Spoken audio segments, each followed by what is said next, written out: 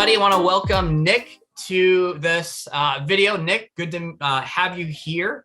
We're going to be talking about recruitment and retention through the lens of Nic's experience. And to do that, I think what I want to do first is have everybody kind of understand, Nic, what's your background and why, what do you do now? So I'd love to know, what is your background?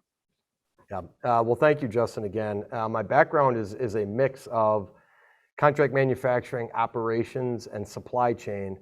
But most recently, the last 15, 16 years, it's been much more focused on small privately held business, fabrication, machining, and stamping, and predominantly within that, plant operations and general management operations. So I've seen a lot of it. There's still a lot that I learn every day, though. So yeah, I got more ground to cover. Yeah. So you were working in the manufacturing industry, working for others for a while. You left that, became a consultant. When did that happen, and what prompted that change? Yeah, interesting. I was at one company for quite a while, and I ended up moving on from that company, looking to take on new challenges. And right around the time that COVID hit, which is probably not unlike many people, Justin, right around the time COVID hit, kind of threw me a curveball. And the company that I was at, it was kind of it was unprecedented times. And so, there was a decision that I made that just said, hey, there might be other things that I can put my skills to and help with. And so, it went to, kind of try a combination of recruiting and then ultimately now more operations excellence type consulting. Gotcha. So we've talked before, we've had a few conversations, but when we last spoke, Nic, you mentioned you wished more manufacturers would quit looking at their employees as numbers, and that they should start, I think your words were, pointing the fingers at themselves when it comes to recruiting and retention issues. What's that all about? Tell me more about that. Yeah, excellent question. Yeah, I think predominantly I've worked with smaller companies, right? Privately held companies. Mm-hmm. And what I have found is that, at least the old school thought was, Justin, hey, if this person doesn't work out, right, for one reason or another, we'll just find someone else. And, the problem with that, the fatal flaw with that line of thinking is, number one,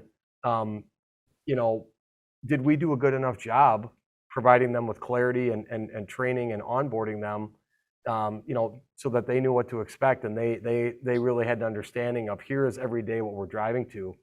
The other side of that I think is fatally flawed is that a lot of times, because the companies that hire folks don't do a good job of onboarding and training, they don't look at themselves as the problem, but they're part of the problem. And so, this idea that we'll just spin people through, or hey, we'll go find someone that works for another company and we'll just kind of set them in place. Yeah, is very short-sighted. And I think really, with kind of the skills gap, right? We're seeing that now more than ever. If you can't be a self-sustaining entity, and you can't promote and motivate and coordinate your own workforce and your own team, it's going to be hard to be viable. So yeah, well, it makes sense. Are you seeing anyone that is changing out the industry? Are you seeing any positive changes that way when it comes to that change in mindset of they're seeing as numbers, we'll just find someone else to, oh crap, we got to do something else. Are you seeing anything changing out there? Yeah. I am. I know there's a lot of people in this space that are taking a different look at it. You have guys like Andrew Crow and Justin Sherman that are really pushing diversity, equity, and inclusion. Mm-hmm. And I think what they're doing is fantastic. There are companies out there that Ajax Metal Forming is one company. I'll give a shout out to Kent and Brandon here. Those guys, all the way back, from my days at HPM, those guys developed their own apprenticeship program. They bring people in that are mechanical and willing to learn, and they train them up. And I haven't seen too many people at least kind of in my part of the country, that have done it any better than them. Yeah, so there's a lot of people that are doing this well, but there is more work to be done in terms of creating opportunities and making those opportunities available for everybody. No matter where where you come from, who you are, where you've been. If you're excited about manufacturing and building and designing and creating something, then you should have an opportunity to be in this space. And so it's no longer, we want to kind of get away from this idea that it's this is for this is just for men and just we want it to be open. We want everybody that wants an opportunity in this space to come and get it. So. Yeah, absolutely. So if I hear you right, you're saying, a lot of companies have been that mindset of we'll just find someone else. That method isn't working as much. There's a better way to do it. You mentioned apprenticeships. You mentioned diversity, getting people maybe from out of manufacturing into manufacturing. You're seeing a few people do that well. What's something, and along those lines of getting started, changing some low-hanging fruit maybe for a manufacturer watching this that would think, man, I wouldn't even know where to start. We've been doing it this way forever. Nic, what's your word of wisdom for those folks who would be looking at changing things up? Have you seen anything that, what are your recommendations? Yeah, no, it's a great question. It's a little bit of the elephant in the room, right? Because there's a lot of different things to be considered, but I would say for starters, a lot of the companies that are doing it right, in my opinion, they have connections with local training alliances and vocational schools. They have a pipeline to their local high schools, where students that are in STEM, that are doing robotics, that are actively involved in some level of programming and creating, have access, to come and see what they do. I even know of some companies that are working with, with students that are in junior high. So, think of the junior achievement model, Justin, where the younger you can get someone interested, the better chance you have of grabbing them and getting them to be motivated to come further. And then the other side of it is, guidance counselors at our local high schools and parents. They need to hear that there is an absolute opportunity for their kids. Not everyone goes to a 4-year school, and college isn't bad at all. I'm not saying that, but there's a lot of kids that that's just not their path, and they need to understand that there is an absolute there's a very meaningful, productive, and wonderful way to build a career in manufacturing. That doesn't necessarily include, a 4-year degree, right? So I think that's where I see people starting, is they're trying to get people interested at a younger age, and they're making connections with training alliances. Gotcha. Yeah. Well, it sounds like to do something like that, if I'm putting myself in the shoes of an executive at a manufacturing company, I'm thinking, boy, that sounds like a lot of work. What would you say to that person, that says, we're busy enough as it is. You're asking me to do one more thing. I mean, what's at stake for that person? What would you counter that objection? Yeah, great question. Well, number one, if we don't do anything, it just deteriorates, right? So I would say sometimes the first step is the hardest, Justin. On the other side of the coin, if you don't start taking some of those small steps to begin with, you'll never gain traction. You'll never gain steam. You'll never make improvements. So I would suggest for those folks, let's try and connect you with other folks in the industry that already have some of these things in place.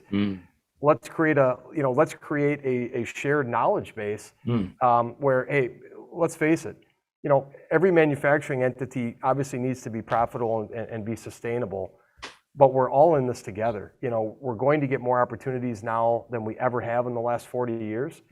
And we should be learning from each other what works, what doesn't. How do we develop people? How do we onboard them? How do we get them excited? So I would say, to me, if you're not investing in people and you're not building your company around enhanced skill sets and giving your employees more opportunity, your business may or may not make it in the long run. And so you almost don't have a choice anymore if you want to be viable and the companies that are doing that, Justin, are going to be the ones that are self-sustaining and growing. Gotcha. The ones that are making those investments of time and money into educating at a younger age, into changing the narrative about manufacturing. I think what I've seen is a lot, a lot of manufacturers depend on, they kind of hope someone's going to come along and save them. Some government programs, some nonprofit educational, blah, blah, blah. But I mean, ultimately, I think it's going to be on manufacturers themselves individually deciding, I need to do something here. I'm going to seize the bull by the horns. It's going to have to be a leadership, a self-led movement. No one's going to do it for them. There are some that are doing it, but obviously this is a big country. There's a lot of people, there's a lot of options in this big, beautiful country for careers. And the manufacturing voices are out there, but they're very small. I think you hit a really good note there. I want to come back to that is there are people talking about this. There are people talking about the opportunities in manufacturing, getting people thinking about, oh, wow, I've got not just college, I've got manufacturing as a viable career option, take my whole career through here, retire, have a great life. There are some people talking about that. And maybe the key is, I think you mentioned it, connecting with those folks and not being afraid to think outside the box in terms of just your local area, but also, just making those connections and seeing where they go and inviting those people to your area, inviting them to speak and building connections with schools, which takes time, but that's the long game. I think in recruitment and retention, you hinted at it earlier when you're talking about these manufacturers, they just kind of poach other employees. Can then work out, let's get another one. But I was just picturing a situation where all these employees are just kind of making their rounds to different manufacturers. That's just not sustainable. It's kind of like a slow race to the bottom of the shrinking talent pool over time. We're seeing them baby boomers. But if we can get new, it's something big's got to change, and it's not going to happen. It's not going to happen doing that. It's got to be something different, like you mentioned, connecting with those people who are advancing the cause of manufacturing.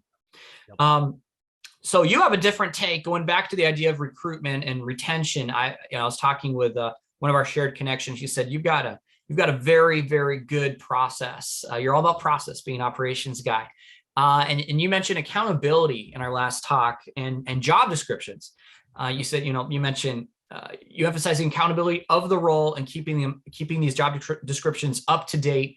It seemed like that was a pretty big passion item of yours, and probably because it solves some big problems. So tell me about that, the relationship between job descriptions, accountability, and why that matters, what problem that solves. Yeah, absolutely. Yeah, yes, it is a big passion of mine. And I would say, I think for a long time, job descriptions, Justin, were kind of viewed as, they check a box, right? If you've got to post something online, if someone comes in and asks if you're hiring, you got to have something to show them. Yeah. We got to have something. And so it became one of those things where you'd put time into writing it. And then, when you hired people and you weren't hiring anymore, you just kind of put it away. And I look at it as a living, breathing document. In other words, if you're going to hire someone to that role, there's some things that they should understand that are more than just the black ink on that white paper. They really need to understand, what does this embody? And it starts with a mission statement.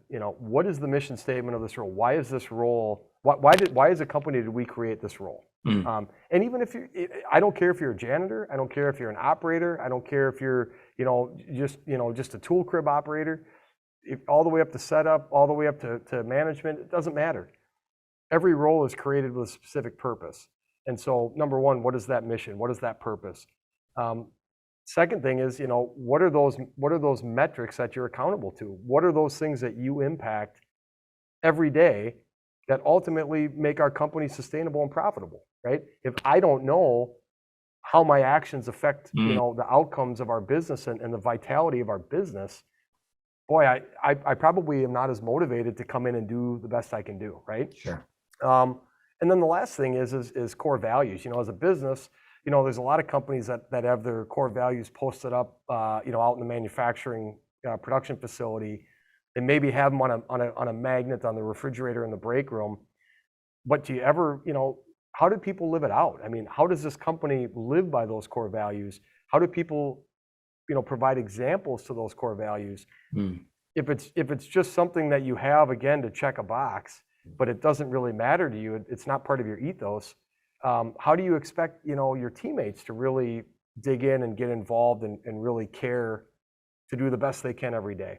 And Mhm. so I look at a job description as a living, breathing document. Mhm. It should be not only what you hire someone from, but it should be part of the onboarding experience.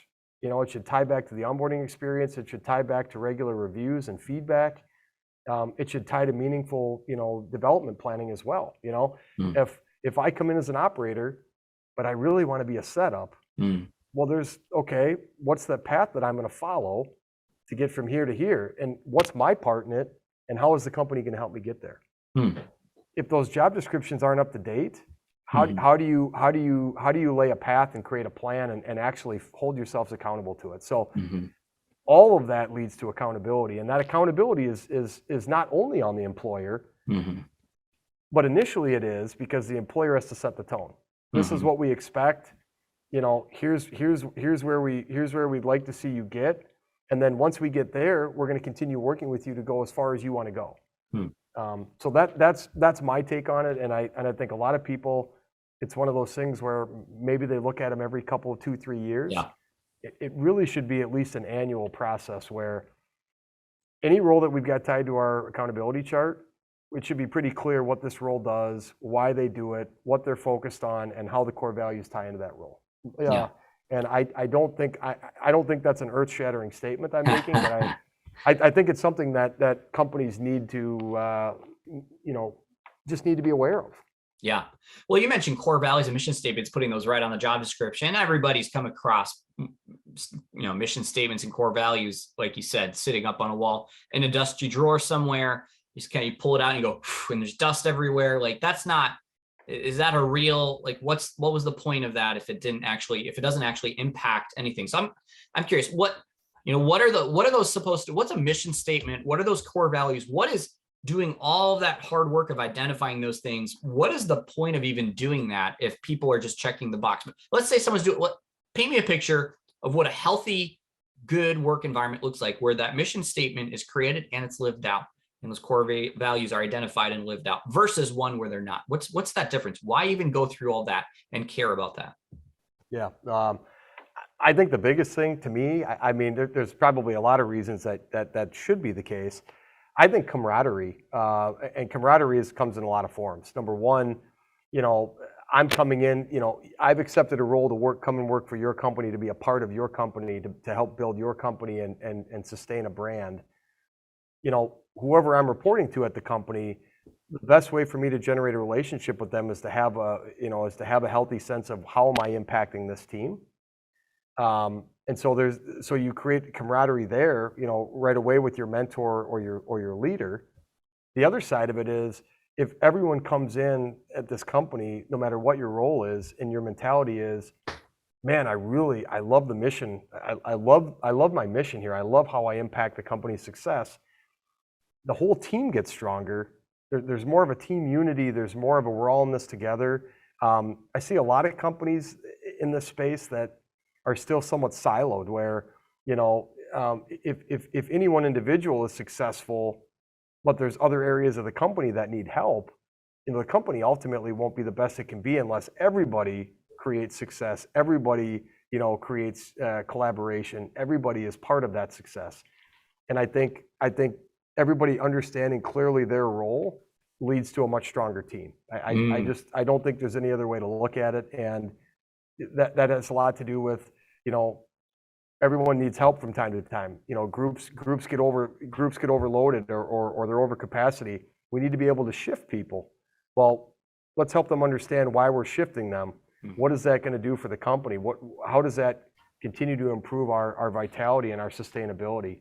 Yeah. People are more willing to pitch in and do what needs to be done, even if it's not necessarily, this wasn't a specific metric of mine. I want to help because I want the company to be strong. I think that's the type of mindset you drive when you really talk and live out your mission, your core values as a company. That makes sense. I'm hearing you talk about, mission, core values, that team camaraderie, that that even I would say the word unity around a mission. One of the things I'm hearing someone, and again, an executive at one of these manufacturing firms say, well, what unity, what mission? We're barely keeping our heads above water here with the rotating door that seems to be happening. Let me ask you this, Nic. Have you seen this work? Have you seen that unity, that mission-driven leadership piece of that? We're going to do this. We're going to do it together. Here's a summary statement to explain why we're doing this together. Have you seen? What are you seeing out there that is actually working around when leaders make this emphasis on a shared mission statement that's real and core values that are real and that are lived out? What are you seeing working out there? Yeah, I think it's the ivory tower syndrome, right? So the companies that I've been a part of or I've seen that I believe are doing this really well are transparent. And when I say transparent, meaning, they talk specifically to financial health and financial metrics. They share about upcoming business opportunities with their teams. They help them understand what's at stake. Hey, we've got a potential for these projects, and because of that, we're actually, we're in the process right now of putting in and investing in additional equipment. Here's where you guys come into that. The more everybody understands what's at stake, the more everybody can dig in. And the companies that I've seen that are a little more sheltered with the information, that just are pointing and wanting people to put their heads down and get stuff done,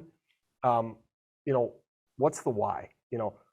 Why is it just that are we bleeding out and we're trying to get as much as we can today? Is there relief on the backside of this?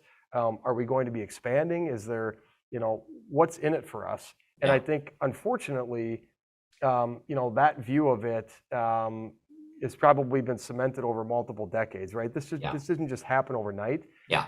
But I think the companies that are taking the approach that says, again, everybody in this company deserves a level of understanding and transparency to the numbers, potential business opportunities, where we're doing really well, where we need to focus. I think more people understand. The more people understand that, the better, the easier it is for them to answer their why. And this is why I'm here, because this company has an absolute mission, and they're investing in me. Yeah. And so henceforth, I'm investing more in them. Yeah. So, well, you make a really good point that a mission and core values identified as one thing, but for them to really work at their best, it sounds like you're saying there needs to be a culture of transparency from the leadership, of ongoing communication. And what I mean by this, ongoing communication about why are we doing things, what's coming up, not having this, like you said, this ivory tower mentality of you do your thing and I'll keep you at distance. And every so often I'll release a little bit of information for you. But for the most part, you're going to be in the dark about the company because it's my job, your job, and let's build this barrier. You're saying break down that if you want the benefits of a driven team, you're going to have to pull the curtain back and be a transparent organization, because people want to know what, and it makes a lot of sense. It makes a ton of sense what you're telling me. So that's a good caveat, a good prerequisite to for any mission statement, any core values, any job descriptions and accountability. They all sit upon this foundation of transparency, is what I'm hearing you say, in the organization between the leadership and the team. Is that right? Yes, and I want to be careful here, because I'm certainly not promoting that companies share personal information, right, about teammates with other teammates. I'm talking about company financial goals, company mission, company business development strategy, things that impact everybody. And if it's just the senior leadership team sitting in a boardroom, hashing out strategy kind of in an isolated fashion, without developing and getting collaboration from all of those teams that feed that, that's where I think there needs to be more transparency. Yeah, well, that makes a ton of sense. So let's wrap this up. I always like to ask one question of everybody that will maybe throw you off a little bit, and that is, what's one thing that just makes you just plain mad when you see it? It's just like, man, that's got to be improved. What's one thing, Nic, that just gets your blood boiling, that happens in the recruitment and retention world in manufacturing? Yeah, boy. Well, there's a lot of things. I will say we've kind of touched on it a little bit. My biggest agitation maybe is this plucking strategy that I still think a lot of these companies use, and it's, I'll tell you this, Justin, when you're in grade school and you had a nice clean pencil and you had a nice clean eraser, right? I mean, over several months and screwing up math problems, right? You're using that eraser, you're running it all the way down. Well, pretty soon you don't have any eraser left, right?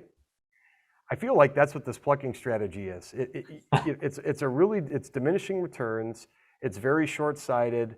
If you're going to pluck someone from another, company that's out in the industry to come work for you, chances are they're going to be looking for the next thing and they're going to leave you anyway. And so, again, this idea that we can just go find what we need from the market without really being accountable to developing our own team, our own identity, our own training protocols. Yeah. I just think it's, especially now where we're at with skills gap, it's just something that it won't work anymore. It might work in the short term, but it will not work in the long term. So, and then I just think in terms of recruiting, there's a lot of recruiters that do it really well. I know a lot of really, really good, alliances, and I have a lot of good friends that work in this industry. But there are still recruiters as well that are not honest about the opportunity, that kind of mislead candidates, and that just can't be. I mean, again, comes back to candidness and transparency. Mm-hmm. I think that's always the best policy, and so I was always trying to align myself with companies that I thought were built on the right foundation, that were doing it the right way, that were going to really work to develop these folks.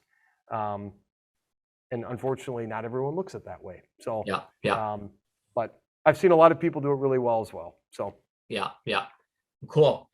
Well, Nic, thanks for your time. I want to summarize. I heard a few things. I like to always write down kind of summary. So we've got this idea that, poaching, the picking, or, doesn't really work. It works in the short term, but long term, that pool of talent is going to be diminishing.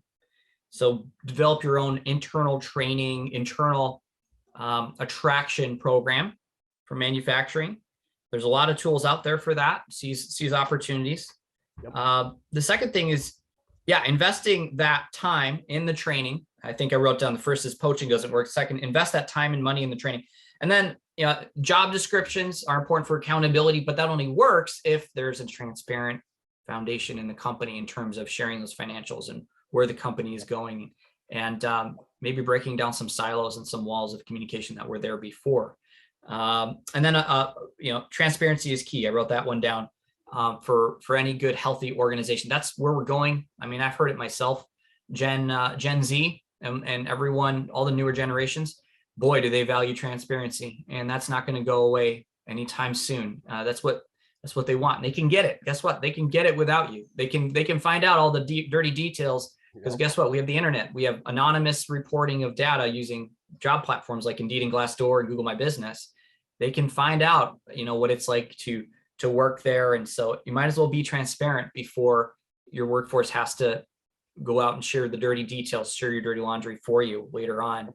Yep. Well, thank you, Nic. You had a really good leadership perspective I haven't heard yet on in these videos, having your background in operations. And that was kind of nice to hear that there is hope. There are people making, you called out a few names. We'll try to tag those in the comments on LinkedIn. But there is something happening differently in manufacturing. Sounds like you're part of that.